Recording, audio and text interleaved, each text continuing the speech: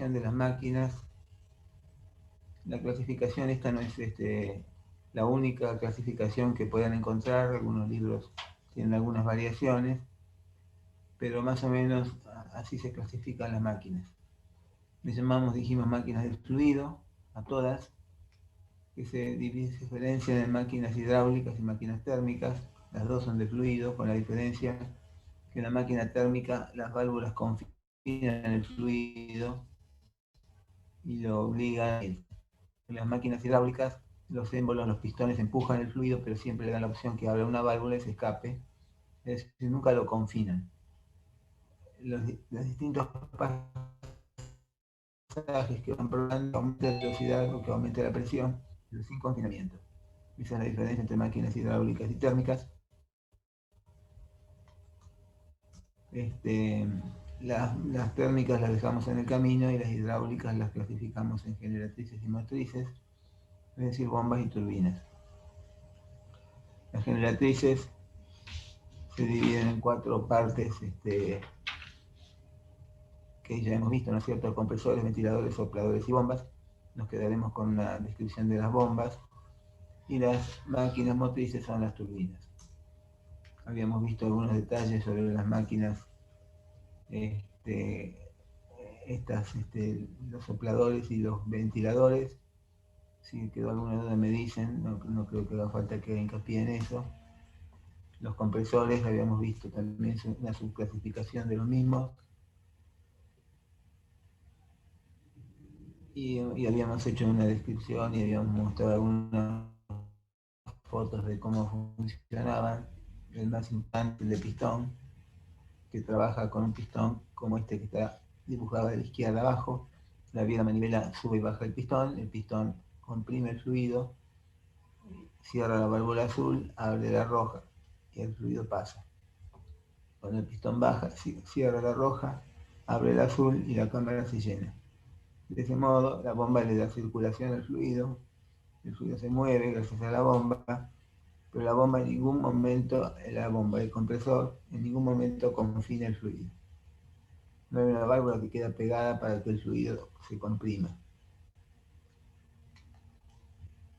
Bueno, los otros son casos menores de compresores. Vayamos a las bombas, y estas sí se clasifican en bombas de desplazamiento positivo y rotodinámicas. Esta clasificación sí es importante porque ambas se usan mucho. Las máquinas de desplazamiento positivo son los típicos bombeadores, el molino, es decir, cuando uno va con la manija para un lado se carga la cámara y cuando va con la manija para el otro expulsa el agua. Por eso es desplazamiento positivo, se desplaza en un eje hacia un lado y hacia el otro. Fíjense que el esquema de la bomba de mano está dibujado a la derecha abajo. Al activar hacia arriba se carga abriendo la válvula de abajo. Al empujar se cierra la válvula de abajo, se abre la de arriba y el fluido circula. Bueno, todo esto creo que lo habíamos visto, ¿no? El corazón es un típico ejemplo de la bomba de desplazamiento positivo. Cierra y abre, y las válvulas funcionan solas. En ningún momento hay compresión tampoco del fluido, ¿no?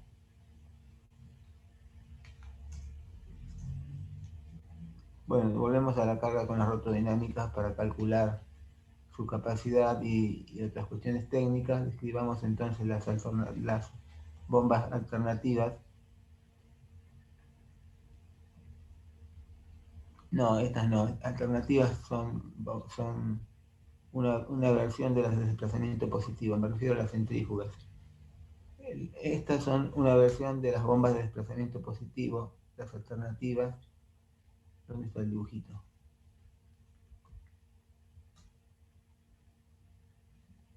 Había un dibujito acá. Estas. Estas máquinas son máquinas de desplazamiento positivo. No son rotatorias, como que no rotan. Sí, pero no centrifugan. El fluido pasa, lo aprietan y lo obligan a circular. El fluido circula en línea recta, no se ve centrifugado. Por lo tanto, aquí no hay acción rotatoria sobre el fluido. Hay piezas metálicas que giran para hacer circular el fluido. El fluido se desplaza en forma positiva. Esto es una versión de una máquina de desplazamiento positivo. No es una máquina centrífuga, porque el fluido no está centrifugado. Sigo entonces y presento ahora sí las bombas rotodinámicas, las rotativas, las centrífugas, en donde el fluido es centrifugado. Fíjense, el fluido entra perpendicular al dibujo, pasa a los álabes y luego sale por una dirección paralela al dibujo. Si lo vemos en otro plano, se ve mejor. Fíjense arriba en azul está la bomba en su forma original. Como está la flecha, entra el fluido a la bomba, pasa a la cámara de espiral y sale en forma perpendicular a la lámina. Fíjense la rueda con los álabes.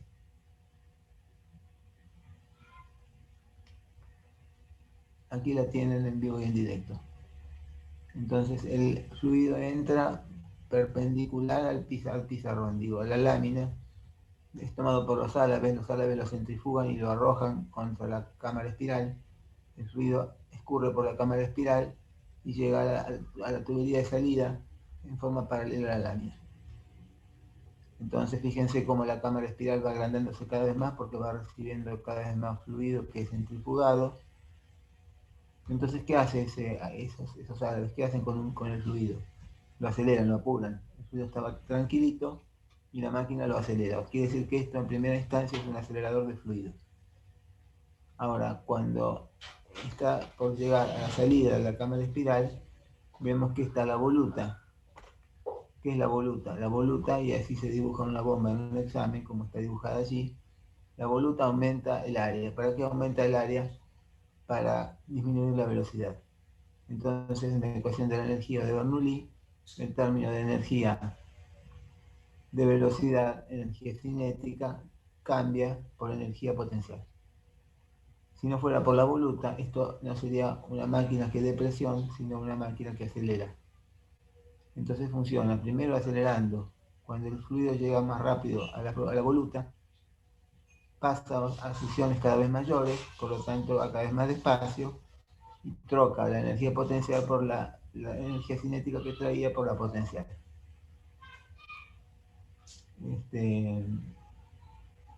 Fíjense cómo giran los álabes. Los álabes siempre mueven el fluido en su cara convexa, nunca en su cara cóncava, porque si no lo llevarían a pasear. El fluido no podría despegarse nunca de los álabes si está metido, encajado, como en una cuchara. No funciona como una cuchara, funciona como una cuchara de la vuelta. Es decir, ahí. ¿Cómo gira el rotor? Gira así. ¿Ven? Las cucharas, por llamarlo de un modo vulgar a los árabes, empujan de su lado convexo. Porque si no, si circulasen al revés, en la parte cóncava estarían llevando a pasear el fluido sin darle chance de que se despegue del árabe. Por lo tanto, van asociados a su cara convexa, tanto como bomba como turbina. Bueno, ¿algún comentario?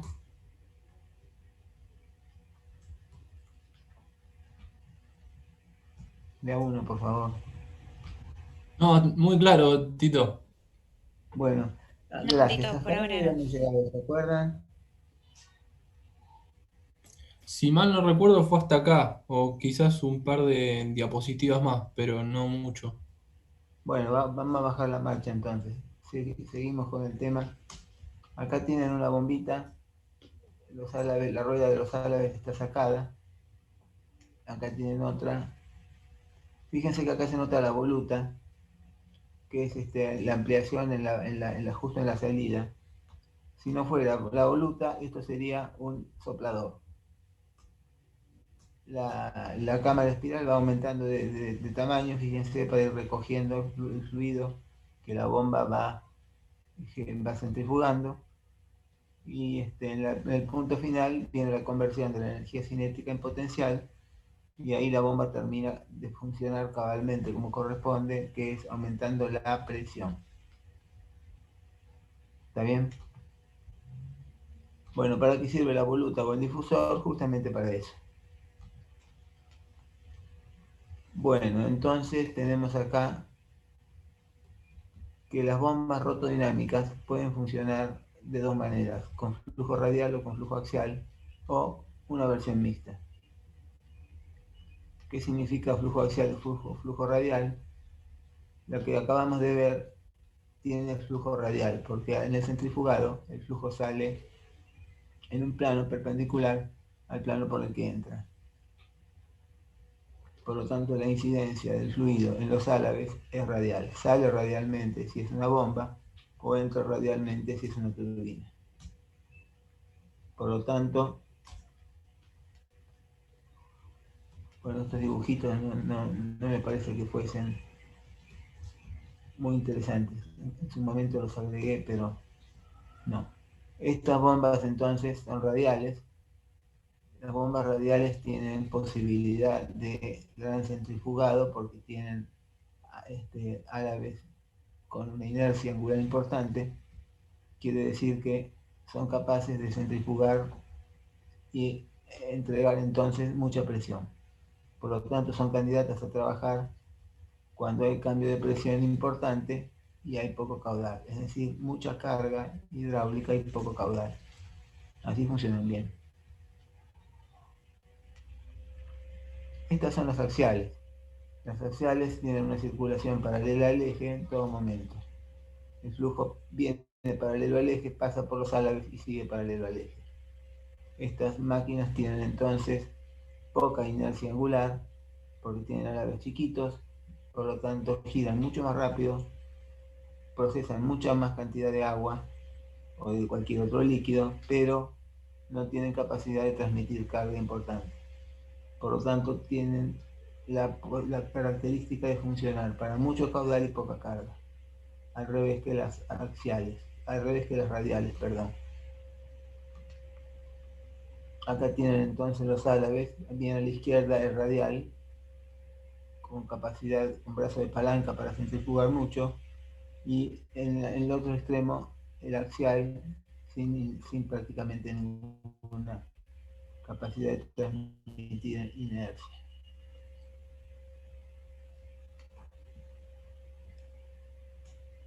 Claramente en el axial el flujo entra por una dirección y sale perpendicular, mientras que en el flujo axial, que es este que aparece acá, el flujo es paralelo todo el tiempo al eje de la máquina.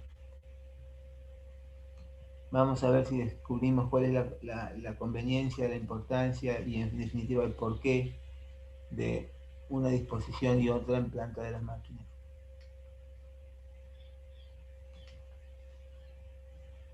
Bueno, este es un detalle, la multietapa es una bomba en donde hay una bomba dentro de otra, aprovechando la misma carcasa. Entonces es un proceso tras otro de compresión dentro de una misma carcasa. Es una manera de abaratar el cuerpo de la bomba, pero no es conceptualmente novedoso esto que aporta la multietapa. ¿Cuál es el gran problema de las bombas rotodinámicas? Para empezar, por su parte débil, el cebado. El cebado entonces consiste en la necesidad de la máquina de mover el fluido.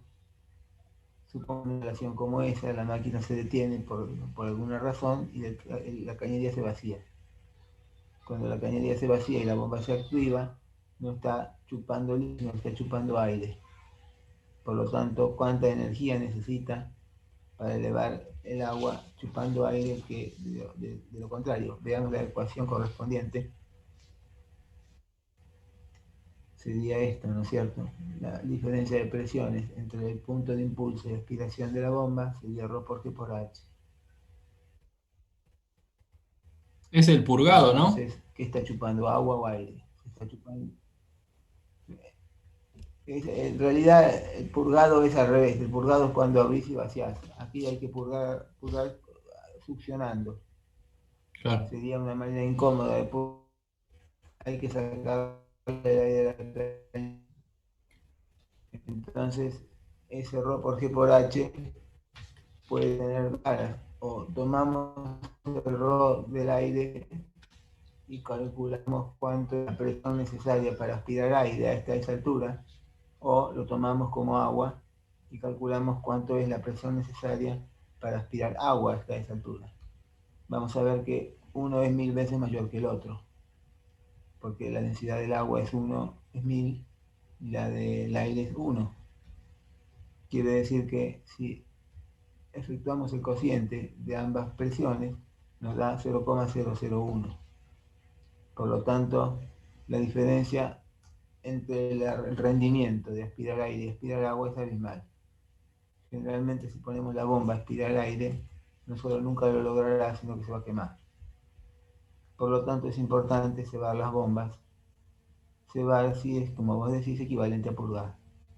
Cebar las bombas antes de ponerlas en funcionamiento. La mejor manera de cebar una bomba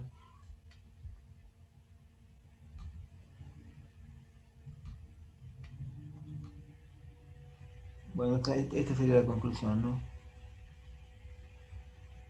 Elocuente. Decía que la mejor manera de cebar una bomba es con la válvula de retención. La válvula de retención se coloca abajo de la cañería, tiene esta disposición, se compra en la ferretería como ese minículo que ven ahí. Fíjense, cuando la cañería baja, o sea, cuando el agua de la cañería baja, se cierra la tapita roja y no puede pasar. Cuando el motor impulsa la subida del agua, el agua sube con fuerza, levanta la tapita roja y sube, pero nunca puede bajar. O sea que la cañería está siempre llena. No obstante, puede fallar esto por alguna razón, y entonces hay otros recursos para cebar la cañería. Uno de esos recursos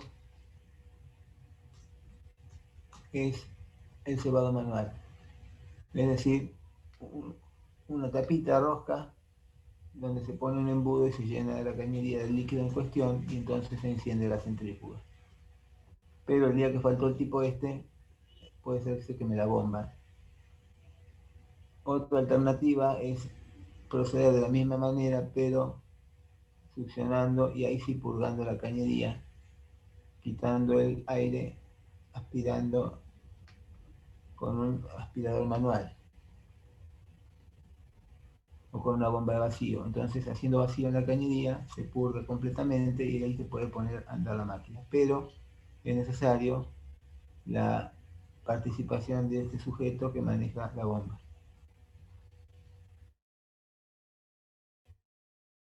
Entonces, la cuestión más de las bombas centrífugas. Por lo demás, son muy, muy versátiles en toda su adaptación a las instalaciones.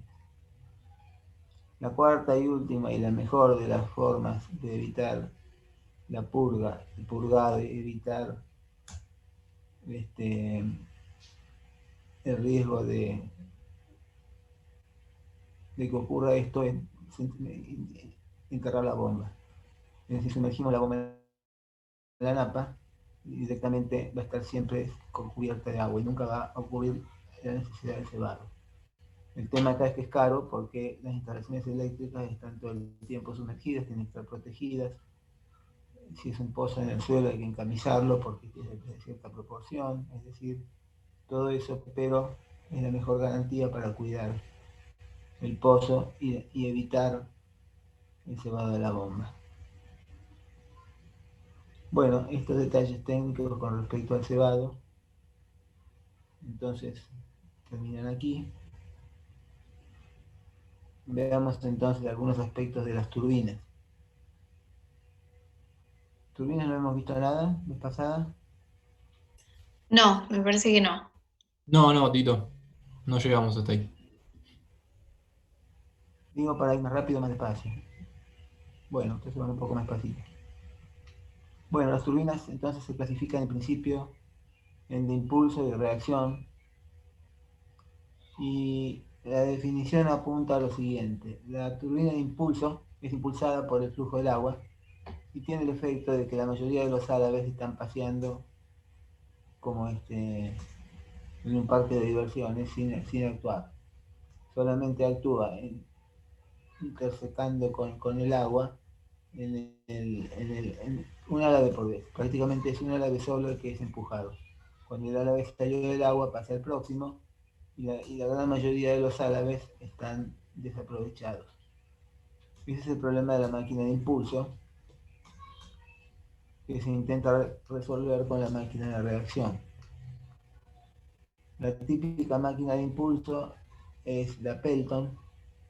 Tiene la facultad de aprovechar la cantidad de movimiento con esa cuchara de esa forma tan particular. En la incidencia del chorro, el chorro le da cantidad de movimiento a la rueda, y en la salida, en ambas salidas también. Eso lo hemos visto cuando vimos el momento de la cantidad de movimiento. En la primera parte de la materia, recuerden que vimos una cuchara de este tipo, sin hacer mención que existía una turbina que la usaba. Fíjense que el chorro incide en un árabe por vez solamente, y eso baja mucho el rendimiento de la máquina.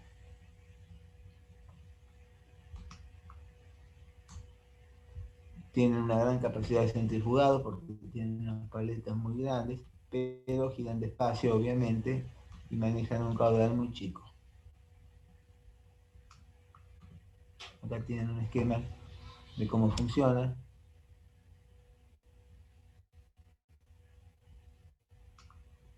Y esta sería una animación donde ustedes ven cómo el chorro mueve los árabes, arrastra la rueda mueve un generador y produce energía.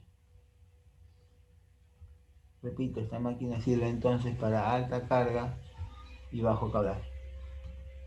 En la que más alto llega, pero la que menos caudal tira.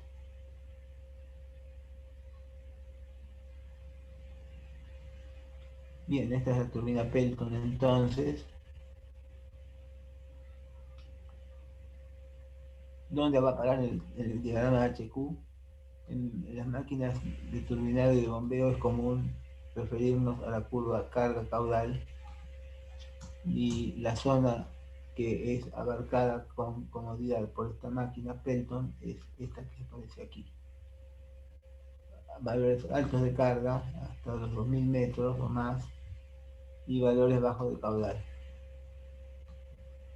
El diagrama es estimativo, no tiene por qué ser exactamente así, pero es una idea aproximada de la realidad. Fíjense que maneja caudales muy pobres, pero alturas muy altas.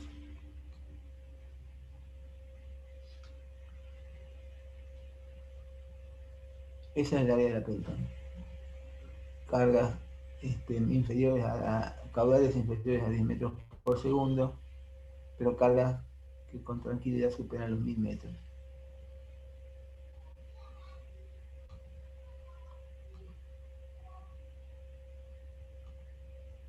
Muy bien.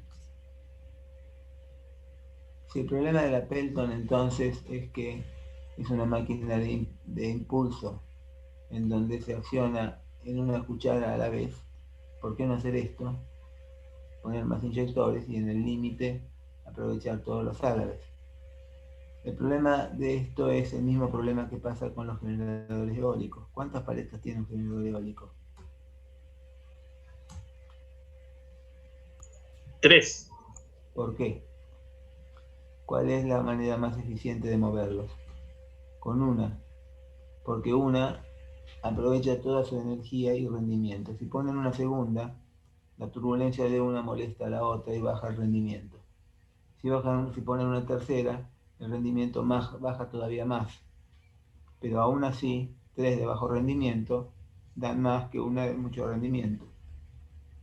Pero si ponen una cuarta, 4 de tan poco rendimiento vale menos que una sola con rendimiento normal. Por lo tanto, cada inyector que agrega turbulencia y baja el rendimiento del conjunto en general. Por lo tanto, 4 paletas en el ventilador eólico está con un rendimiento más abajo que 3, al revés de lo que podía pensarse. Por lo tanto, el máximo es 3. Y aquí pasa lo mismo. En estas máquinas, si uno comienza a poner más inyectores, aumenta la turbulencia del conjunto, baja el rendimiento y entonces resulta que no combina. Por lo tanto, esto es una idea que nos lleva muy lejos esto de agregar aspersores o impulsores para aprovechar mejor la rueda. Lo que hay que hacer es razonar el modo de mover las máquinas de otra forma, no a través del impulso, sino a través de la reacción. Es decir, concretamente, si le damos no me acuerdo cómo se llama esta rueda que juegan los chicos, y la mamá sopla para mostrarle cómo gira la rueda, fíjense cómo hace, sopla así, ¿verdad? La pone de esta forma y sopla. Lo que está generando es una máquina de impulso, porque con el soplar están moviendo un álave por vez y los otros no. Si lo dan al nene, el nene que siente más intensamente la adrenalina de mover la rueda, la pone así. Y cuando sopla, no está impulsando un álave u otro, está haciendo que toda la rueda reaccione ante el soplido. ¿Ven? Entonces la rueda completa reacciona, todos los álabes reaccionan simultáneamente y no están haciendo cola para ser impulsados. Por lo tanto, la reacción en la corriente de aire es mucho más eficiente que la impulsión unidad por unidad. Entonces, de este modo surgen las máquinas de reacción que le ganan lejos a las de impulso, justamente porque aprovechan toda la corriente del fluido. Entonces, así como las de impulso son las Petton, las de reacción pueden ser radiales o axiales, como hemos visto antes, y esta vez tienen nombre y apellido. Las radiales serán las Francis, las axiales serán las Kaplan. Veámoslas en detalle. Ahí tienen Francis para la radial, Kaplan para la axial. El concepto de radial y axial ya lo hemos visto recién, lo vamos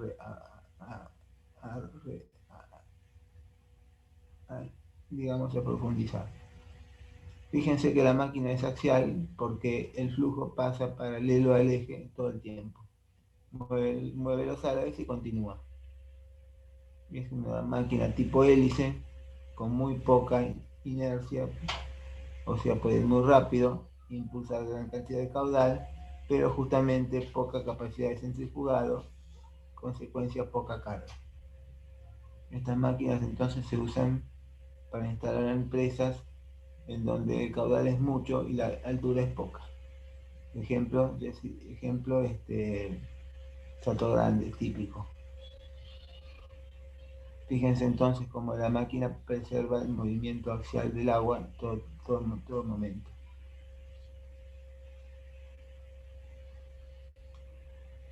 La máquina funciona como una hélice, como acabo de decirles.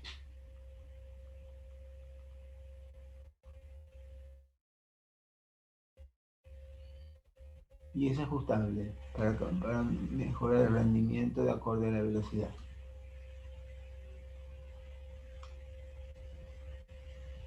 Fíjense cómo de la cámara de espiral el flujo se dirige hacia los álabes y pasa a través de ellos conservando la dirección axial.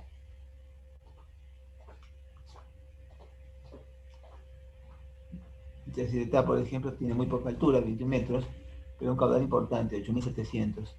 Es candidata entonces a una máquina Kaplan por dos razones. Primero, porque tiene poca altura y gran caudal. Segundo, porque no puede guardar agua para aumentar la altura. Porque si, como está ubicado está en la llanura, si aumenta 1 metro el embalse, inunda kilómetros cuadrados y eso no es conveniente para nadie. Por lo tanto, ahí va un ejemplo de aplicación de esta máquina. ¿Dónde va a parar entonces la Kaplan? La Kaplan va a parar a la zona HQ de caudales considerables, pero alturas bajas. Por lo tanto, más o menos la ubicamos acá.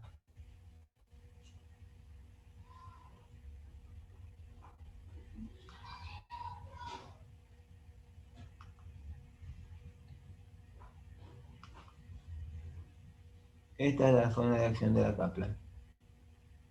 Caudales, cargas bajas, 5 metros a 50 nomás, y caudales importantes. Poca inercia de giro, poca capacidad de centrifugado, por lo tanto poca altura, pero mucho caudal. Aquí tenemos la máquina de impulso axial, no axial sino radial. Fíjense que el flujo circula por la cámara espiral, se mete en los intersticios de la turbina, radial en este caso, y gira. O sea, entra en forma radial a la máquina y sale en forma perpendicular. Fíjense en el dibujo de arriba a la derecha como la cámara espiral se achica a medida que avanza el fluido, porque el fluido se va metiendo en la parte rotatoria de la turbina, en el rotor, en los álabes, y va ocupando cada vez menos lugar en la cámara espiral. El agua entonces se mete, como está la flecha roja, en los álabes, hasta el cuerpo de la carcasa, y ahí gira y sale hacia abajo en caída libre.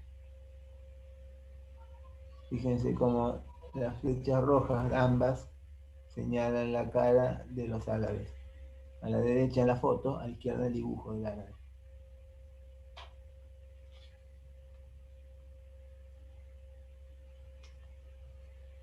Acá tienen una máquina que está funcionando ahora como turbina. El agua entra por la tubería de la derecha,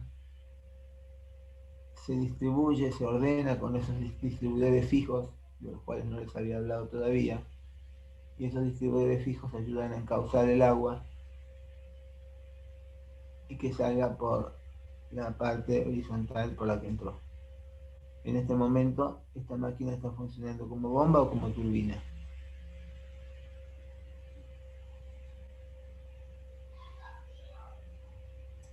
Como El turbina. el agua está moviendo la rueda, por lo tanto está trabajando como turbina.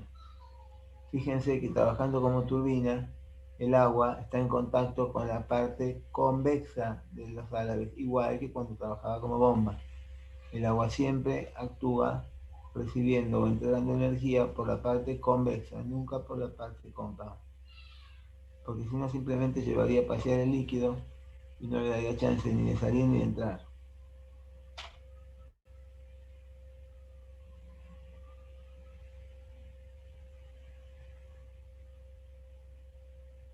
Muy bien. Entonces el agua se emboca en el eje de salida, que es perpendicular al pizarrón. Acá tienen una cámara de espiral, el líquido pasa a través del cuerpo del eje, se mete en la cámara, en la cubierta, etc. Ahí se aprecia cómo está abierta la sección de la cámara de espiral para que el agua pase permanentemente a oprimir todo el flujo de la rueda y hacerla reaccionar no por impulso, sino justamente por reacción.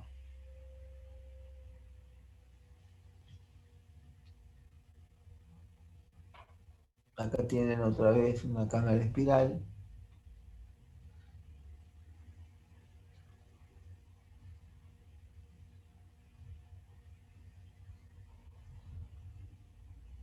Aquí otra más.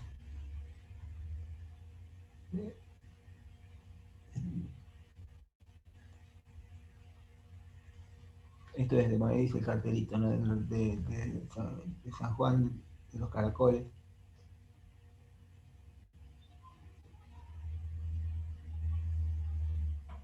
Bueno, acá tienen otra radial, fíjense los álabes en rojo que bien claritos se ven, como el agua pasa a través de ellos, gira y se va para abajo, en forma vertical, como en caída libre.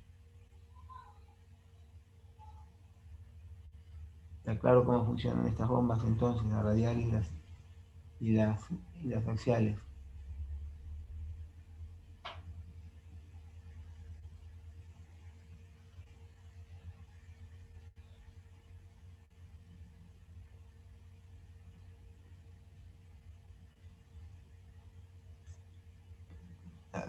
Como la cáscara.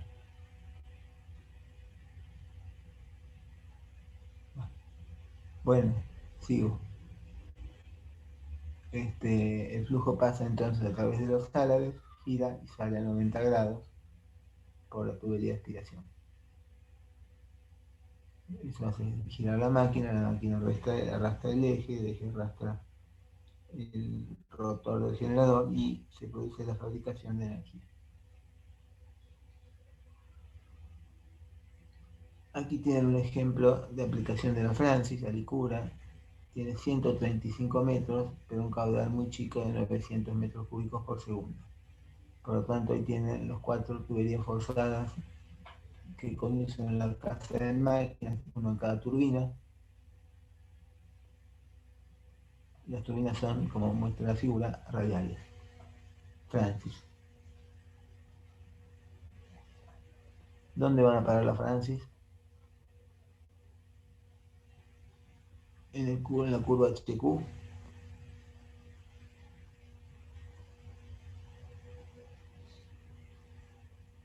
Ahí van las Kaplan.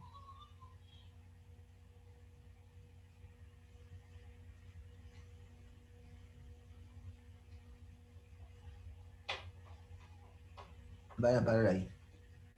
Es decir, son capaces de manejar cargas más importantes que las Kaplan, pero caudales menores.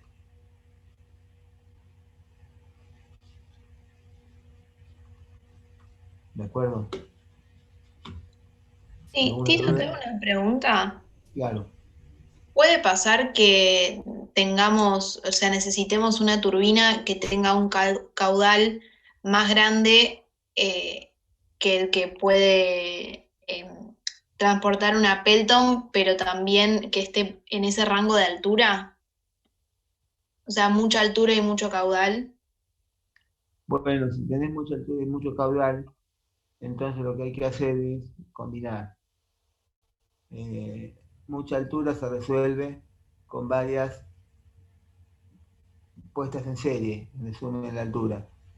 Y mucho caudal se suman con varias en paralelo, que suman caudal. Entonces uno busca hasta el límite invocar con la máquina perfecta.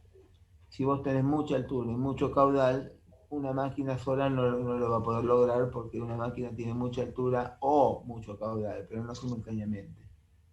Entonces elegís una de las dos alternativas, mucha altura y mucho caudal, para darle altura o caudal cuando eso es importante, y luego el otro término más complementario se lo das con dos máquinas. ¿Se entiende lo que digo? Sí, sí, En vez de ya poner cuando una tenga... máquina que no existe, pones dos que existan. Perfecto. Recordad que si lo sumas en serie sumas carga, si lo sumas en paralelo sumas caudal.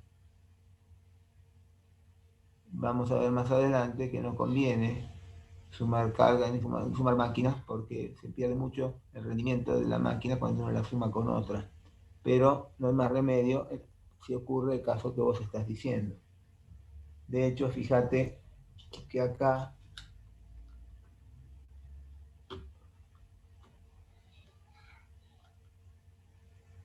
observando esto, contestás tu pregunta.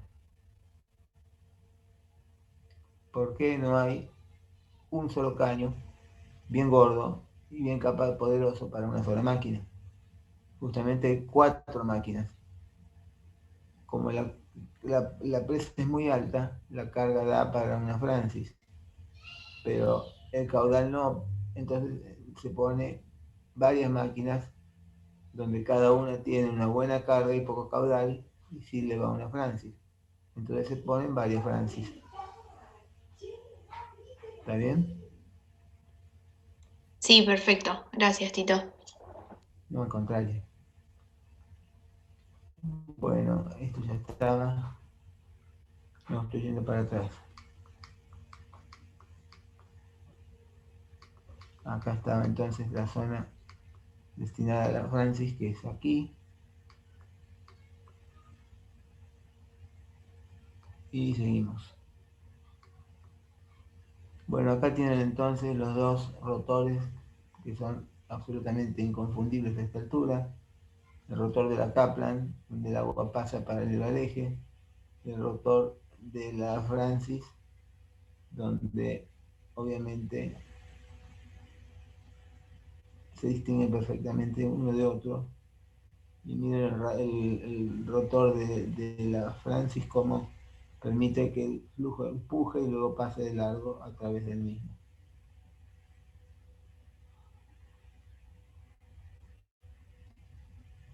¿Está bien? Bueno, ¿qué queda aquí por rellenar? Quedan huecos. Un hueco para rellenar es las tubulares. Las turbinas tubulares, también llamadas bulbo o estraflo, son turbinas que caben en cualquier lado, producen muy poco, pero son muy baratos. Entonces, esta como que no hay excusa para usarla, ¿no? Aquí tienen el generador, aquí tienen la turbina, y estas máquinas llamadas bulbo o tubulares son muy pequeñas, fíjense que cabe una persona en el dibujo. Entonces hay comunicación entre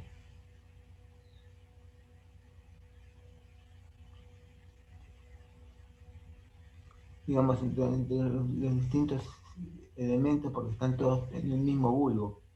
Está la turbina y el generador todos juntos en un bulbo chiquitito, donde cabe, a ver si hay una foto acá donde cabe una persona parada y todo.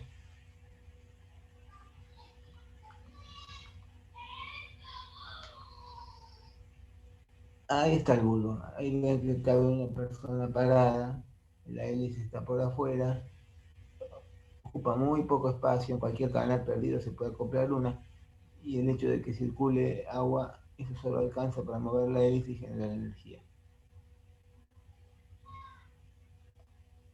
El problema de estas máquinas no ha llegado al gran público, siguen siendo máquinas que se instalan por grandes licitaciones y demás, son ruidosas, son incómodas y son muy caras de mantener.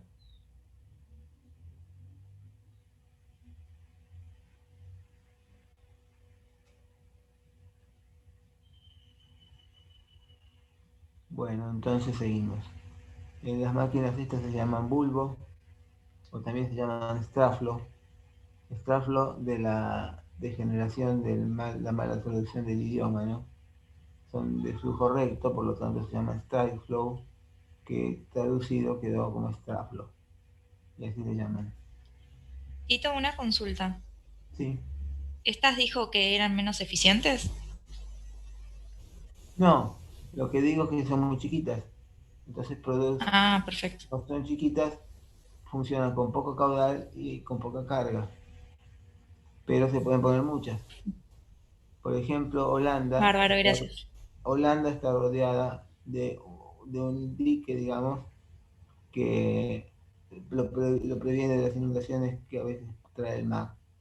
Ese dique está lleno de agujeros y cada agujero tiene una máquina de estas. Entonces en la pleamar el mar pasa para un lado y genera, y en la baja mar el mar pasa para otro y genera. O sea, están generando todo el tiempo en los polders en Holanda. El problema de estas máquinas es que no traen votos, entonces si un político dice, he instalado 5 máquinas Tula, y a quien no le importa a nadie nada, pues están abajo del agua y no se las ve. En cambio, un generador eólico, por lógica, trae muchos más votos porque se lo notan más, ¿no? Perfecto, lo entiendo, gracias. Bueno, muy bien. Seguimos entonces con estas maquinuchas que van ubicadas, por supuesto, en ese agujero que nadie quiere llenar. Ese agujero entonces es muy práctico para complementar un sistema hidroeléctrico en donde están los sitios más convenientes ya usados por otros aprovechamientos, ¿no? Pero estamos lejos todavía de poder ponerle el ojo a unos aprovechamientos tan pequeñitos.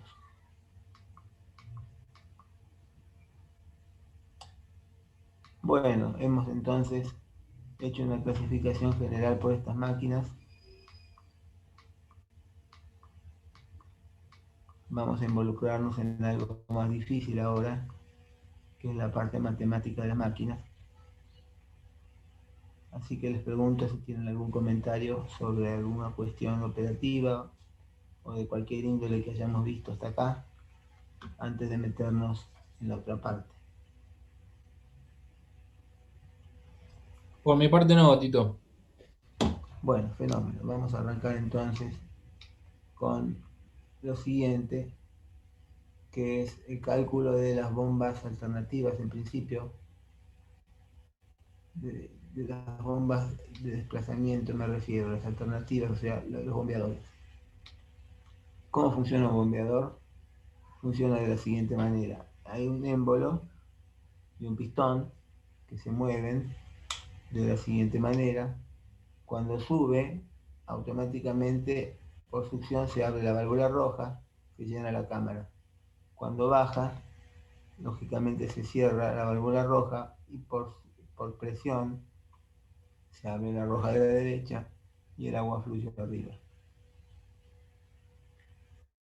Luego se produce el movimiento inverso, entonces se cierra la máquina, el pistón se abre, succiona, y al succionar cierra la válvula de la derecha y abre la de la izquierda.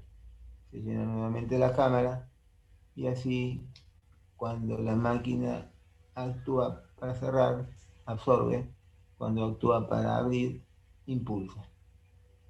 Entonces actúa por chorros, por bombeo.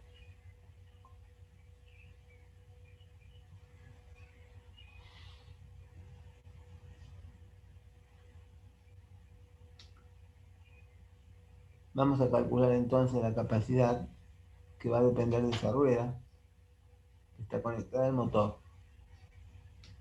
El motor la hace girar y entonces la rueda va a tener un desplazamiento igual a 4 diámetros, ¿verdad?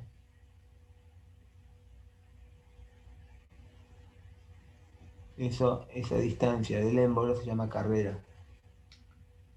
Por lo tanto, calculamos la carrera como 2 radios, porque la vuelta redonda la da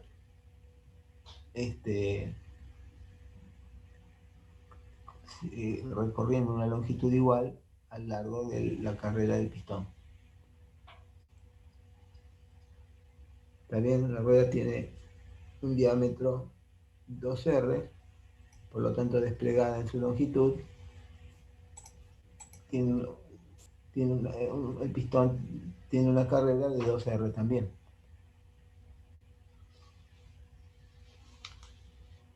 ¿Cuánto vale entonces el área de ese pistón? Supongan que es conocido. Multiplicando por la carrera tienen entonces el volumen.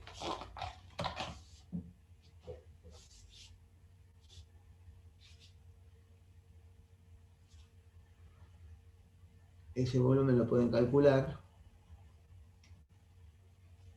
de esta manera. Donde aquí tenemos un dato, que es la cantidad de cuerpos que tiene la máquina. El coeficiente Z está indicando la cantidad de cuerpos. ¿A qué me refiero con la cantidad de cuerpos? Que en este caso la bomba funciona en un sentido, impulsa, y en otro sentido aspira. Pero si le agregamos otro cuerpo atrás, cuando aspire en una cámara, expulsa en la otra y viceversa. O sea, aprovecha en doble sentido el esfuerzo que uno está generando para mover el líquido en la máquina. Ahora vamos a explicar mejor eso. Tenemos que el volumen entonces que tiene confinado al agua se puede calcular como pi por el diámetro al cuadrado sobre 4 por S, que es la carrera de la máquina, por Z, que es la cantidad de cuerpos de la bomba, o sea, por las veces en que se aprovecha el movimiento del pistón.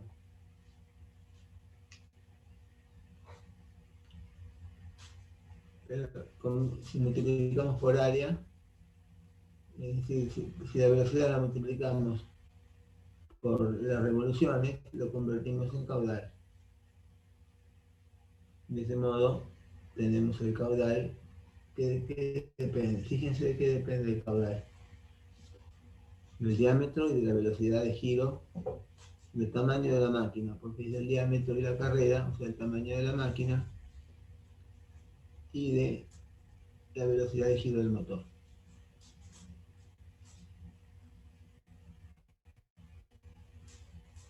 ¿De acuerdo? Fíjense un cachito de qué depende entonces la capacidad de la máquina de alcanzar una altura determinada o un caudal determinado.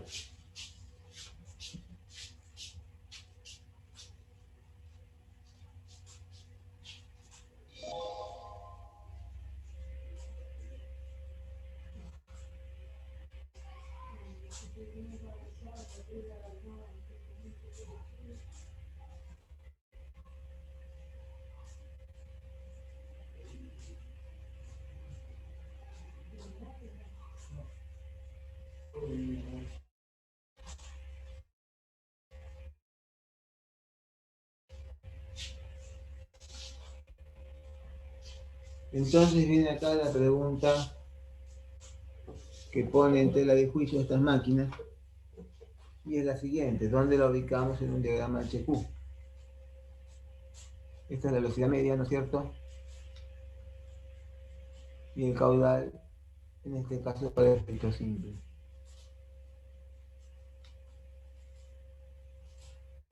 Efecto simple, efecto doble, vuelve a ser lo mismo. Ahora explico un poco mejor lo de los cuerpos. Me conforma con que lleguen a esta ecuación del caudal. Es multiplicar por... Bueno, ¿dónde vamos a poner esta máquina?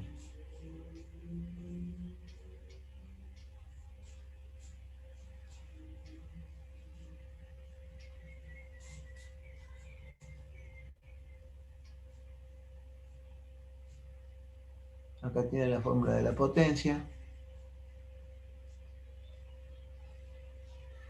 en caballos y en kilowatt.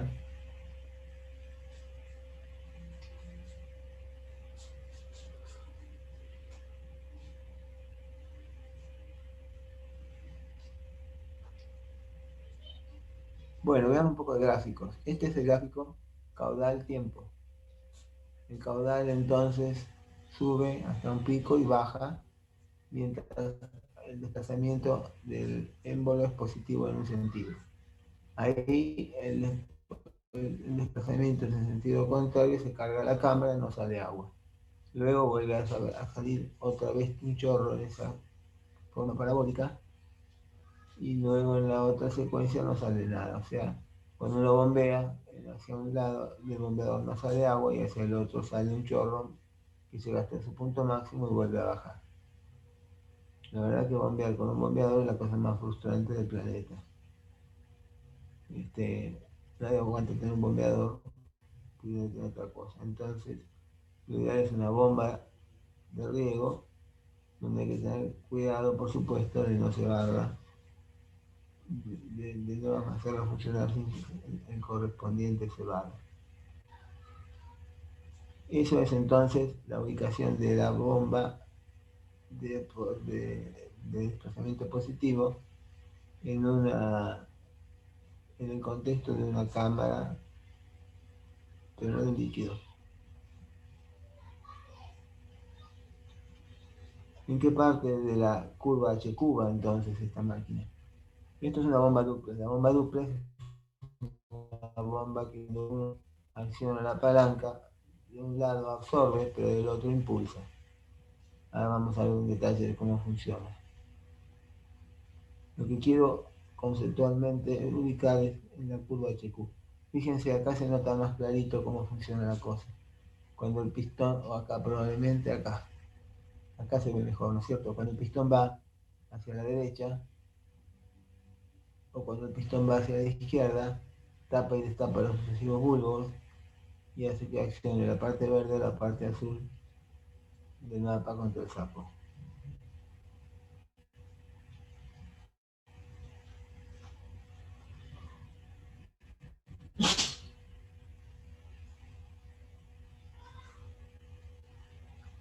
Fíjense en la de la izquierda, cuando el émbolo va hacia la derecha, las dos válvulas, a ver, lo voy a señalar con con el coso este, con el puntero.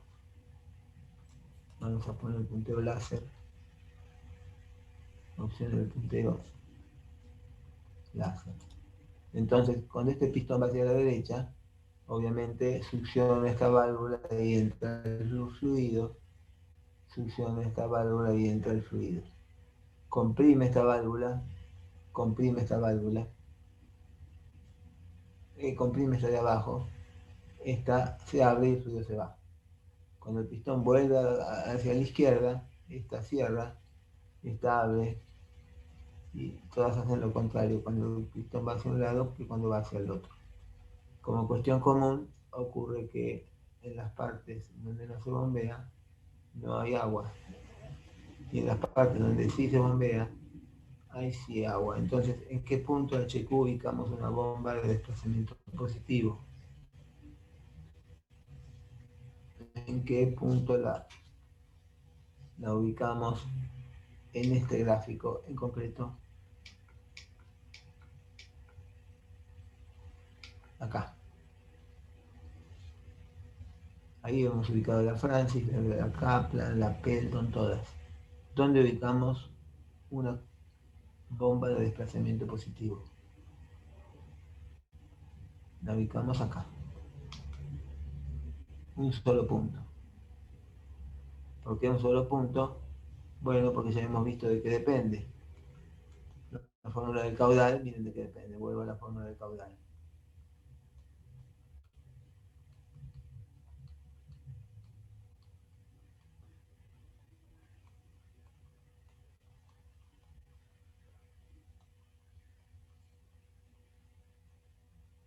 Ahí está la fórmula del caudal. ¿De qué depende? De la cantidad de cuerpos, del diámetro del émbolo, de la carrera y de la velocidad. O sea, depende de partes mecánicas del aparato, tamaño de la bomba y velocidad del motor. Por lo tanto, no es posible cambiar la posición Z, la posición HQ de esta bomba. ¿Qué pasa si le ponen una llave de paso? Si le ponen una llave de paso, la máquina la revienta, porque sigue pasando el mismo caudal que sin llave de paso. Revienta la llave de paso o revienta la bomba. Por lo tanto, no se puede ser tan burro de ponerle una llave de paso a una bomba de desplazamiento positivo. En una instalación donde vean un bombeador, nunca van a ver una llave de paso. Si es que está bien hecha la instalación, ¿no? Porque en cuestiones más...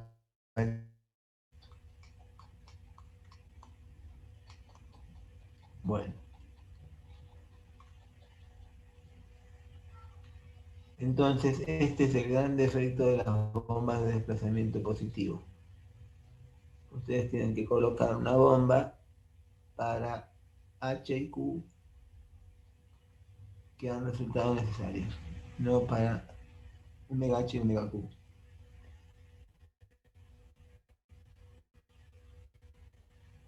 Bien, esta parte es conceptualmente muy interesante porque hay que saber dónde pone uno estas bombas y qué problema encuentra con la imposibilidad de manejarlas con una llave de paso. El rendimiento de las máquinas es el producto de varios rendimientos y esos varios rendimientos son el rendimiento volumétrico, el rendimiento volumétrico apunta a los volúmenes de líquido que están en el cuerpo de la bomba en forma teórica y en forma real. Si uno llena el depósito de una bomba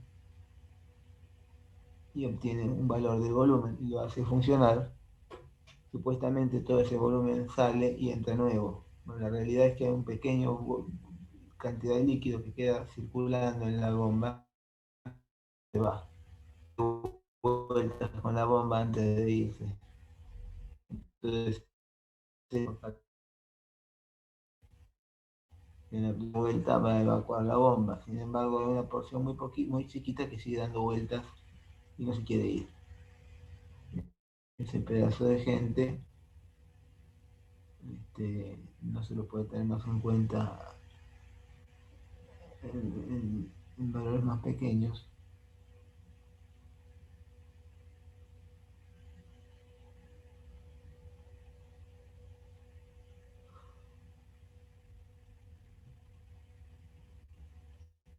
Bueno, vamos entonces a la parte que continúa esto,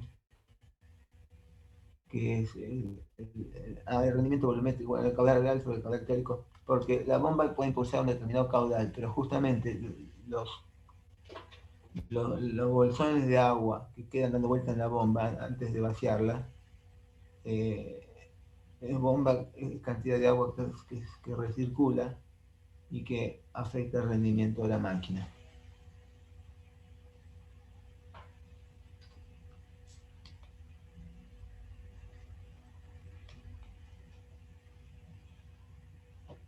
Fíjense que las bombas más grandes son las que mejor corren con este dilema de rendimiento.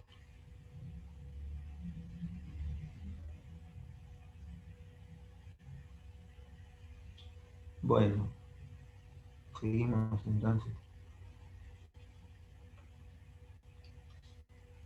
Sí, Tito. Otro rendimiento es el hidráulico y el rendimiento final es el producto de todos. El rendimiento hidráulico entonces tiene estos valores con caudales grandes y estos otros con valores chicos.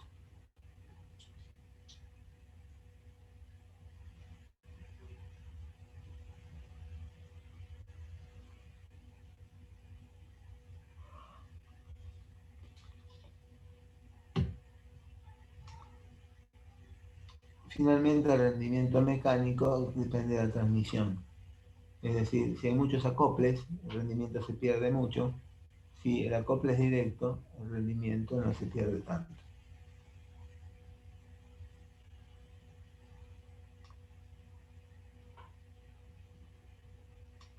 Esto lo dejamos.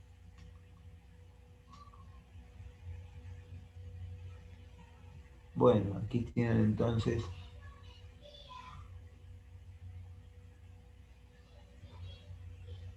el resumen de estas bombas de desplazamiento positivo. Vamos a las rotodinámicas, las centrífugas, y vamos a ver la acción dinámica de las máquinas, las fórmulas que mueven estas máquinas, para comenzar la parte de cálculo. Arranquemos entonces con la presentación de la acción dinámica de una corriente líquida. Tomemos una corriente líquida de cualquier sección, de sección variable. Consideremos dos diferenciales de caudal, cualesquiera, y consideremos el flujo entre uno y otro. Llamémosle W a la velocidad lineal. En el libro la velocidad cambia de nombre a cada rato. Aquí les vamos a llamar lineal, a W, y un diferencial de área para cada lado.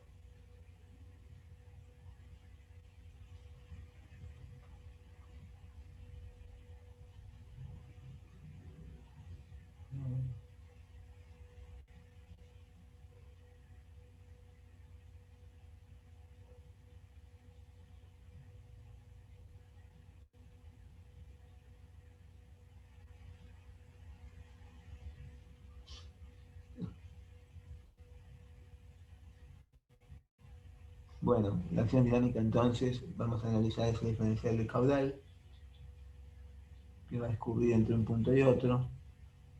El impulso será la carga por el tiempo, o sea, fuerza por tiempo es impulso. Llamémosle entonces a fuerza por tiempo, masa por velocidad, que es equivalente.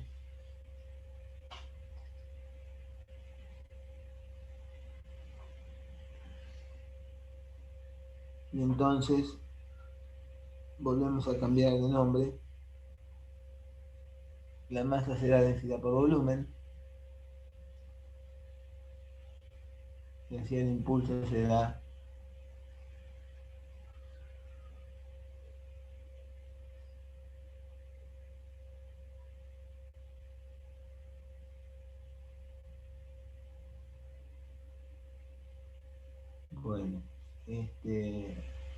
bueno, no importa. El impulso será la fuerza por el tiempo, donde diferencial volumen lo cambiamos por diferencial θ por diferencial L, y la derivada, el diferencial de... ¿Qué dice ahí? Vamos a ver.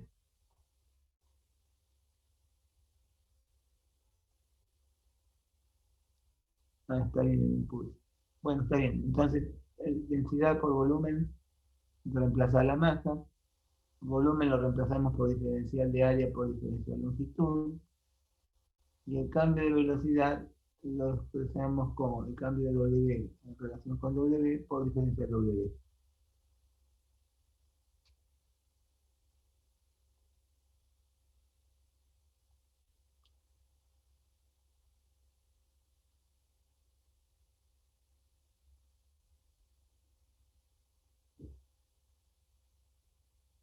Simplificamos entonces, reemplazamos el diferencial de longitud por velocidad, o sea, velocidad es proceso de tiempo, espacio de velocidad por tiempo. Lo reemplazamos allí, el diferencial Q, esta es esta expresión.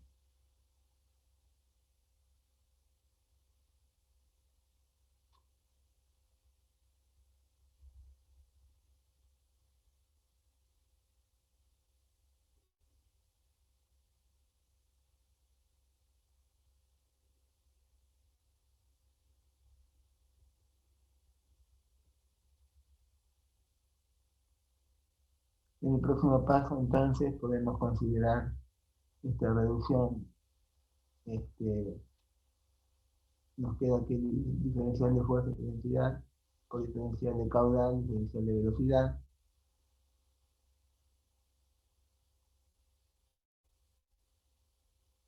Y ahí aparece entonces el caudal.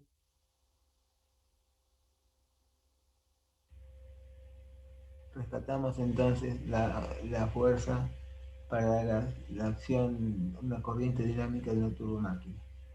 Una corriente dinámica en general, ¿no? El caudal, la densidad, multiplicado por el cambio de velocidad, genera el cambio de cantidad de movimiento necesario para generar una fuerza. Recuerden que toda vez que aparece una fuerza hay un cambio de cantidad de movimiento. De hecho, aquí está ocultando ese cambio de cantidad de movimiento.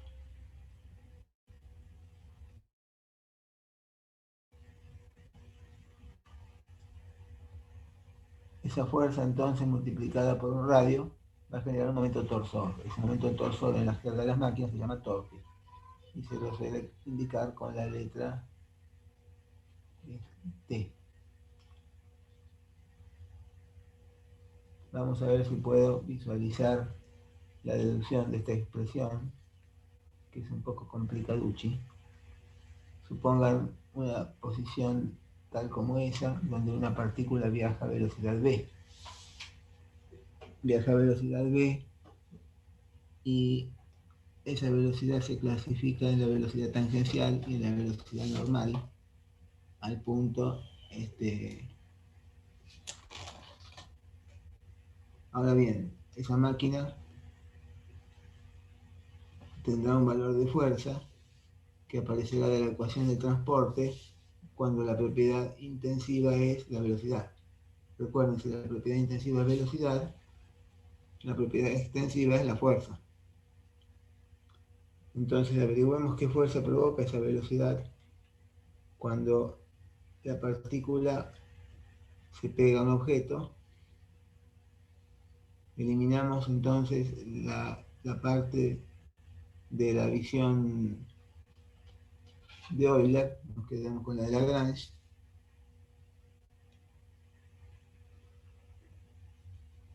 Y multiplicamos la fuerza ahora por el radio para convertirlo en un momento. Tenemos un momento con respecto a un eje, ¿no es cierto? Si simplificamos, si reemplazamos por diferencial Q expresado en función de la superficie, nos queda la expresión así.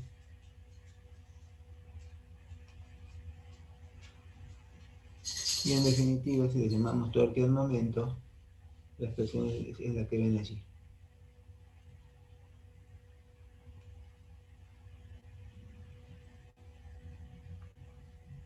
Vuelvo.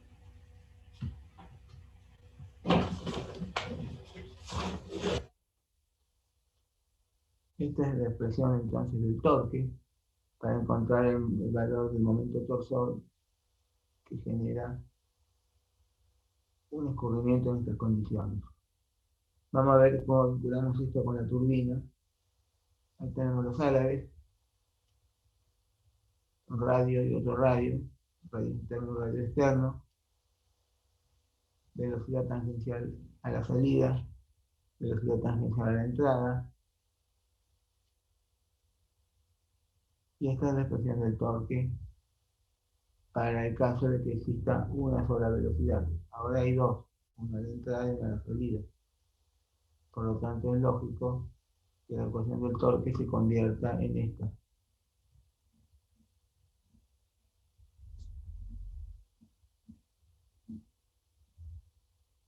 Muy bien. Me van siguiendo, chicos, esta parte un poco peliaguda, pero es Sí, interesante. igual Sí, te profe. viendo, Tito. Bueno, ¿qué es la velocidad punteada en marrón? Es la velocidad tangencial. La velocidad que puse ahí en verde es la velocidad real que lleva el flujo, con el que el flujo impacta al rotor de la turbina. Tenemos entonces una velocidad más que aparece si ponemos ángulos allí. Trigonométricamente esto cierra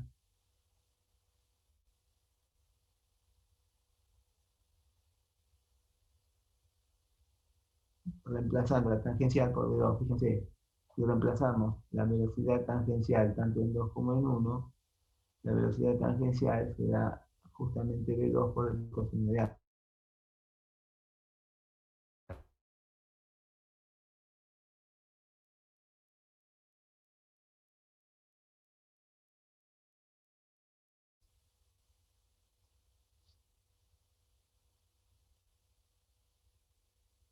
Bueno, entonces,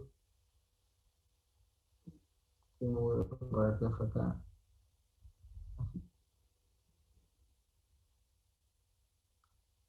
Así tenemos entonces que la fuerza, la ecuación del torque, que la teníamos sencillita, se complicó. Pero se complicó para resolverse, como vamos a ver ahora.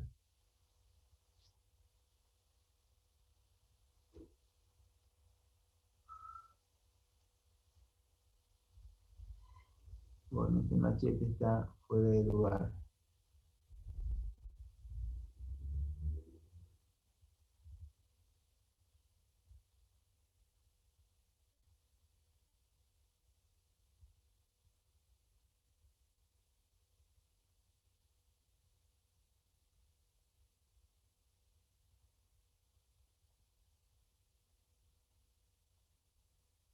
Bueno, esta es entonces expresiones derivadas de la que vimos recién.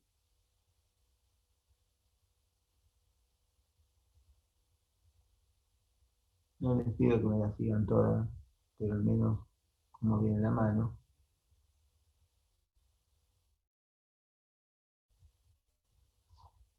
Vamos a ver el triángulo de velocidades de los turbinas, que es conocido, a partir de la ecuación del torque que ya hemos deducido.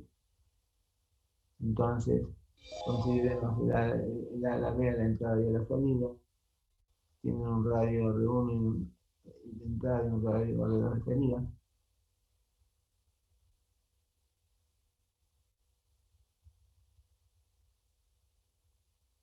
El agua entra con una velocidad de 1 cualquiera y sale del álave con una velocidad de 2 cualquiera.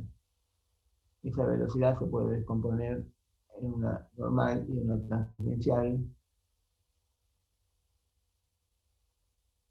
de forma tal que lo mismo ocurre arriba del ángulo de salida. Entonces, tenemos acá en azul la velocidad de la rueda gira por su cuenta ahora, en punteada el ruido tuyo.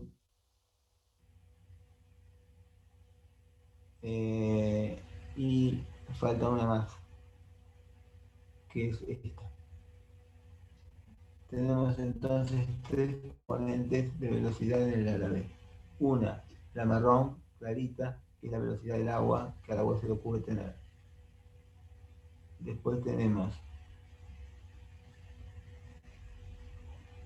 la velocidad tangencial, que es la velocidad relativa del agua con respecto al ala B, y lo que queda es lo que no se puede aprovechar y hay que darle otro destino. Fíjense entonces cómo está claro acá el triángulo de velocidades, lo cual nos va a permitir afinar la punta del lápiz para llegar a la curva característica de la bomba. ¿A qué me refiero con la curva característica de la bomba? Probemos un poco esta expresión tan chocante que quedó acá. Intentamos pulirla un poco.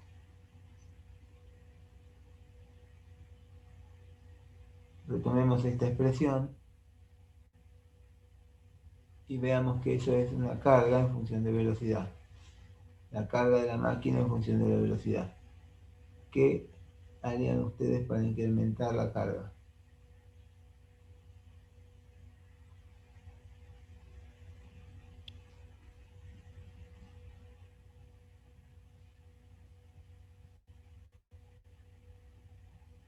Habría que aumentar la velocidad ¿Para qué? para que incremente la carga. Es que ¿cómo haces para incrementar la velocidad? Habría, sí, si se pudiera, pero no se puede. Lo que sí se puede es trabajar con el ángulo. Porque como con la forma del ala de vos imponés la forma del ángulo, déjame llegar a esto, acá. El coseno del ángulo se puede modificar con la forma del ala B en cómo encara la corriente. Entonces, acá viene, un momentito. Ahora paso todo esto de vuelta si hace falta. Esto es otra vez la deducción misma que recién vimos, llega a lo mismo. Entonces fíjate acá en esta ecuación, para maximizar h, ¿qué se puede hacer? Para maximizar h, lo que se puede es encontrar el ángulo alfa correspondiente, y el ángulo alfa más apropiado es 90 grados. Entonces fíjate vos cómo si le ponemos 90 grados al ángulo, la expresión se transforma en esta, en la máxima. Entonces, ¿cuánto vale el ángulo de ingreso del agua a los álabes? 90 grados. Porque 90 grados, el chorro entrando a 90 grados incide positivamente en el valor del caudal. ¿Está bien? Por lo tanto, entonces, la conclusión es la posición del álabe a la entrada. La posición del álabe a la salida, ¿cuál es? La posición del álabe a la salida es más difícil, pero se puede deducir lo siguiente. El álabe puede tener dos formas, convexo o cóncavo. El álabe es, como está marcado adelante, con un beta mayor que 90, convexo, impulsando el líquido por la cara convexa. Ahora, si lo damos vuelta, logramos convertir el ángulo de otra manera, pero fíjense en qué ridículo. Esta sería la velocidad líquido. Esta sería la velocidad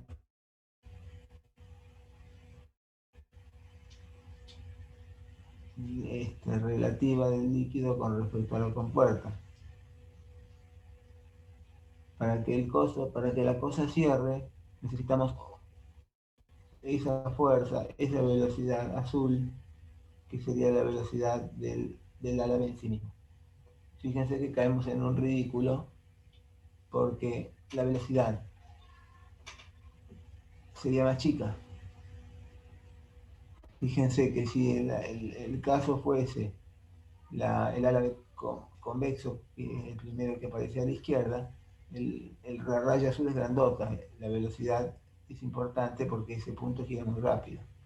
En cambio, si damos vuelta la paleta, la velocidad U2 azul es tan chiquitita que no tendría sentido. O sea, no funcionaría así. Por lo tanto, está claro que beta no puede determinarse empíricamente, pero que en la práctica está entre 15 y 35 grados. Conclusión. ¿Cuál es la ecuación de una turbomáquina? Yo sigo un poco a lo bestia y ustedes me dicen después si quieren ahondar en alguna demostración en particular. Pero me parece que dar todo va a ser una cosa muy pesada. Se los voy a mostrar simplemente.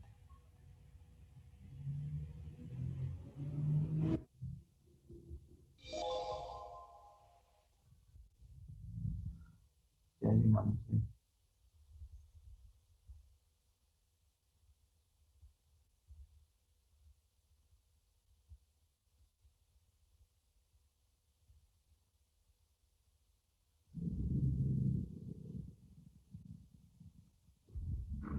Bueno, ya llegamos. Ahí está. Esta es la curva que arranca con H.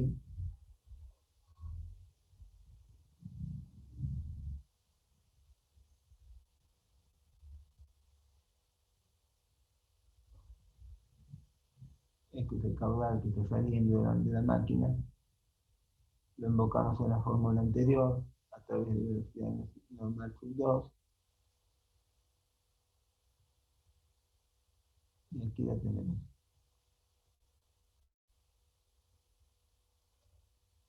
Esta es la curva de la máquina, la que ven allí.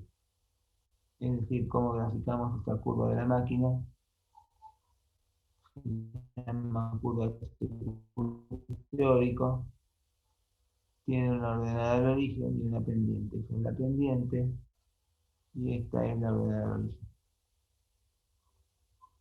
Entonces, esa es la curva teórica de una turbomáquina, deducción a la que podemos volver a avanzar más despacito si quieren, o la podemos dejar ahí de acuerdo al interés que nos mueva, ¿no? De hecho, esta curva característica de la máquina tiene una expresión carga en función de caudal. Esta función carga en función de caudal se transforma en una cosa más real que se llama curva característica de la turbomáquina. Vamos por ella entonces. Estos amiguitos que estoy recibiendo son ustedes que me quieren decir algo o no. A ver qué es esto. Me están oyendo bien, ¿no? Sí, sí, Tito, estoy escuchando bien. Bueno, vamos a ver que esta curva teórica se mantiene desde el punto de vista teórico, pero prácticamente se transforma un poco como vemos ahora. Y entonces vamos al título curva característica de una turbomáquina. La curva teórica es H en función de Q, pero ¿qué ocurre?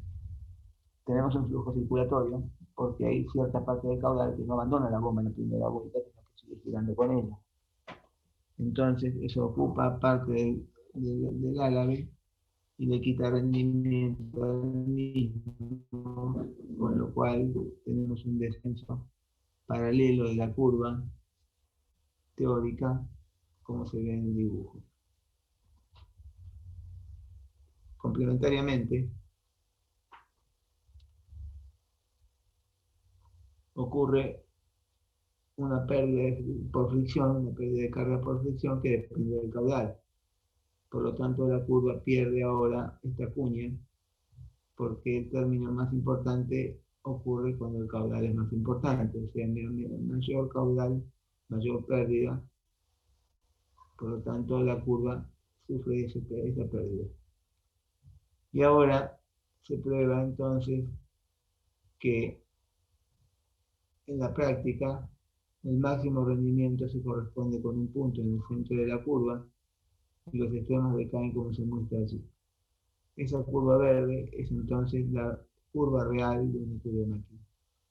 Una turbomáquina funciona con una curva HQ que tiene esa forma que está dibujada en verde. Fíjense que contrariamente a la máquina de desplazamiento positivo, esta máquina es muy versátil porque trabaja con infinitas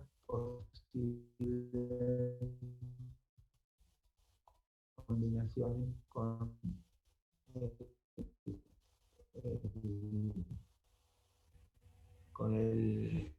la instalación. Se controla el funcionamiento de la máquina.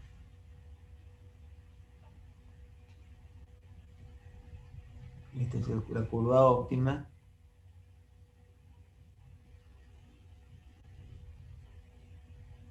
Y veamos los diagramas colinares de las máquinas, que es un complemento interesante. Acá tenemos entonces depurada la curva HQ de una turbomáquina. Consideremos ahora una turbomáquina que gire más rápido, una turbomáquina que gire más despacio. ¿Cómo se logra que una turbomáquina gire más rápido y gire más despacio? Regulando la velocidad, digamos, hablamos de máquinas distintas, no se controla con una llave de nada. La máquina tiene un motor y gira como gira. Entonces ahí tenemos tres máquinas diferentes. En esas tres máquinas diferentes anotemos valores comunes. Por ejemplo, anotemos cuál es el rendimiento máximo de la máquina, que será este que está acá. Por lo tanto, si ese es el punto de máximo rendimiento de la turbomáquina, si ahora hacemos funcionar la máquina a otro valor de rendimiento, con otro valor de H y otro valor de Q, tendremos otros dos puntos, por ejemplo, el C y el B. Entonces la máquina puede funcionar en cualquier punto sobre su curva roja. Puede funcionar en el punto A con un valor de H y uno de Q, o en el punto B o en el punto C, que tienen igual rendimiento pero menor que el anterior. Bajando a posición de menor rendimiento todavía, pueden trabajar, por ejemplo, en el punto que está ahí en los puntos marrones. Los puntos que estamos buscando en esa curva son puntos de distinto rendimiento. Ahí está. Entonces, si ponemos a trabajar la bomba en un caudal y una altura correspondiente al punto A, tendremos el máximo rendimiento. Si lo hacemos para el punto B o el C, tendremos otro valor de rendimiento, para el D o el E otro. Y así vemos que la máquina conviene ponerla a trabajar en el punto A. Ahora bien, consideremos una máquina equivalente con una velocidad un poco menor, y lógicamente por la misma deducción vamos a encontrar los puntos de distintos rendimientos como se muestra allí. Si hacemos lo mismo con máquinas de menor velocidad, vamos a construir un conjunto de máquinas con las curvas, con los puntos correspondientes. Si unimos los puntos, entonces tendremos curvas de isorrendimiento. Entonces de este modo podemos unir como curvas de nivel, ¿vio? Cada curva de nivel no es una curva de nivel, sino que es una curva de igual rendimiento de la máquina. Estas curvas se llaman curvas porque, como son curvas de nivel, como colinas, que dan forma a la curva, que se cortan rebanadas, como pasa con las curvas de nivel. Que son curvas de nivel de rendimiento que se llaman curvas colineares.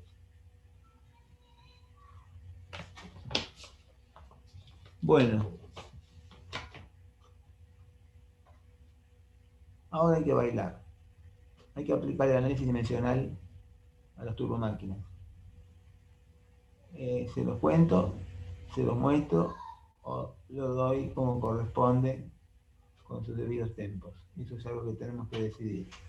Es un tema difícil, voy a intentar mostrarlo y demostrarlo sin entrar en exageraciones.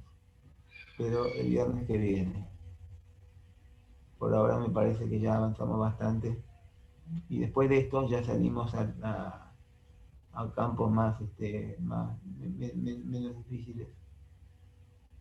Esto es aplicar lo que vimos del análisis dimensional a las turbomáquinas para poder construir leyes de escala, poder construir leyes de similitud y poder avanzar en el desarrollo de las fórmulas que rigen las turbomáquinas. ¿Comentarios? No, Tito, por mi parte, nada. Bueno, entonces dejemos acá por hoy y retomamos el tema el viernes que viene.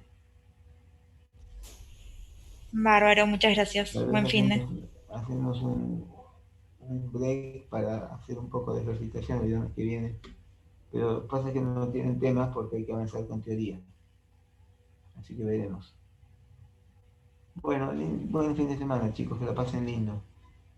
Muchas gracias, Tito, igualmente. Gracias, Tito. Hasta luego. Saluditos. Bien.